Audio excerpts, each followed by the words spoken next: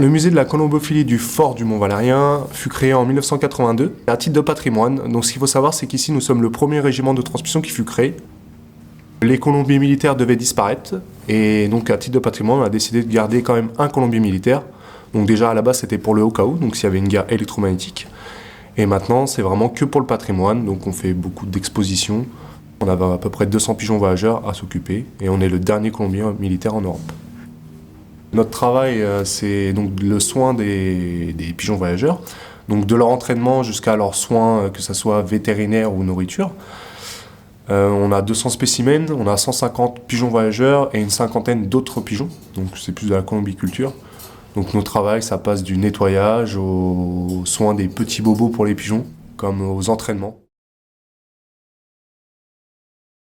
Le pigeon voyageur, de la sortie de l'œuf jusqu'à ses 28 jours, donc il va avoir sa taille adulte, son cervelet va créer une petite pierre qui s'appelle les granites de magnétite. Grâce à ça, il lit le champ magnétique et grâce à ça, il revient, mais pas que. Quand un couple est formé, ils sont attachés, ils sont fidèles. Donc si on lâche la femelle va vouloir rejoindre son mâle le plus vite possible, ou ses petits. Pour le mâle, on va plus utiliser la jalousie, donc on va rendre jaloux le mâle en présentant un autre mâle à sa femelle, par exemple, et donc lui va vouloir revenir le plus vite possible pour rentrer dans son colombier.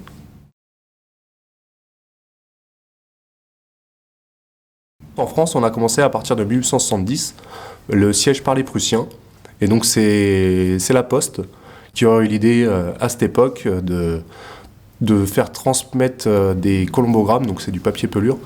L'aller se faisait en ballon dirigeable, avec un expert colombophile, tout le temps. À chaque fois qu'il y avait un pigeon voyageur, il y avait un expert colombophile dans la nacelle. Donc qui partait jusqu'à Tours, donc c'était soit des dépêches, soit des microfilms qu'on leur envoyait. Et en fait, les pigeons voyageurs revenaient donc avec des messages, comme message juste des points stratégiques, des endroits où il n'y avait pas d'ennemis, des endroits où il y avait des ennemis, etc. Mais il y avait aussi des microfilms, donc ça c'était l'équivalent de 500 dépêches.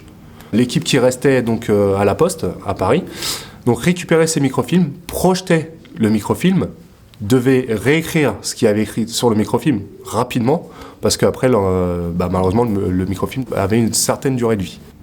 Donc d'octobre 1870 au 28 janvier 1871, il y a eu 369 pigeons qui furent emportés par 65 ballons.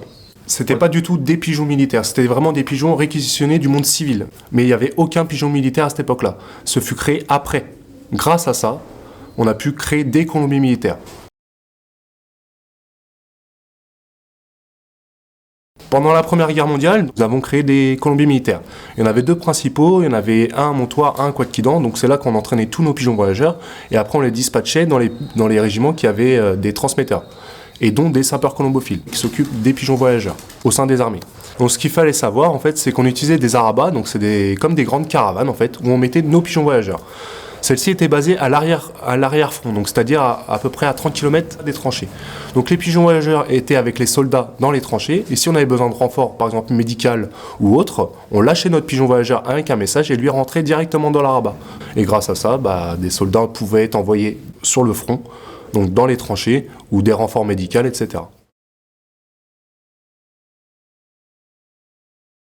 Pendant la Deuxième Guerre mondiale, c'est les Anglais et les Américains qui nous ont fait parvenir des pigeons voyageurs.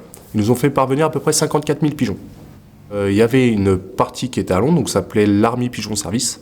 Donc c'est eux qui nous envoyaient des pigeons voyageurs par aéroportés, donc en avion. Et donc c'était soit les résistants français ou les soldats anglais qui sautaient directement avec les nacelles. Donc à l'intérieur, il y avait 4 à 6 pigeons.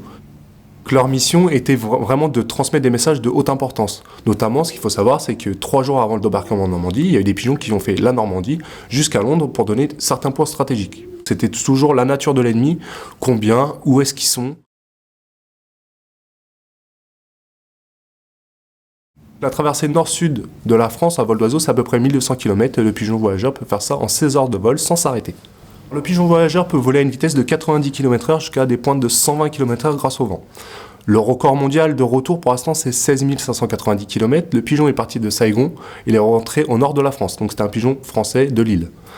Donc il a fait ça en 24 jours. Il est arrivé comme s'il était nourri la veille.